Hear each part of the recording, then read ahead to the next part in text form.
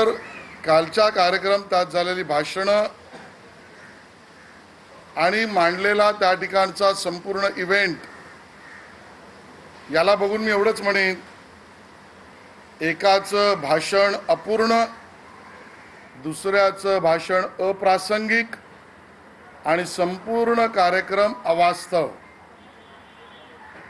आणि मी ज्यावेळेला एकाचं अपूर्ण असं म्हणतो त्या अर्थी जरूर एकाने मराठी विषयावरच राहण्याचा प्रयत्न केला, ही चांगली गोष्ट आहे, पण मांडणी करताना मांडलेले मुद्दे विपर्यासाचे होते।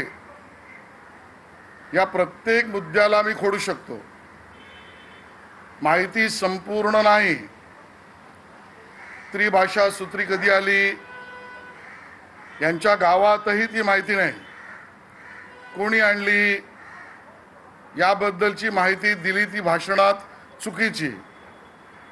देशात अन्य कुठे त्रिभाषा आहे, साधं गुगल केलं असतं तरी त्यांना उत्तर सापडलं असतं, असं धादांत खोटं म्हणून अपूर्ण। मी प्रत्येक गोष्ट मांडू शकतो, त्यामुळे एकाचं भाषण अपूर्ण, दुसऱ्याचं भाषण तर अप्रासंगिक। विषय मराठीचा, ते सोडून ट ला ट, फ ला फ आणि घ ला घ या पद्धतीचे टोमणेबाज भाषणाची परंपरा। आणि केवळ उद्धवजींच्या भाषणात तर सत्ता गेल्याचा जो ससेहोलपटपणा होता, उद्विग्नता होती, तडफड होती, या पलीकडे काहीच नाही। त्यामुळे मराठी हा विषय धरला, हिंदी ऐच्छिक भाषा हा विषय धरला तरी उद्धव ठाकरेंचं भाषण अप्रासंगिक, राज ठाकरेंचं भाषण संपूर्ण नाही, अपूर्ण।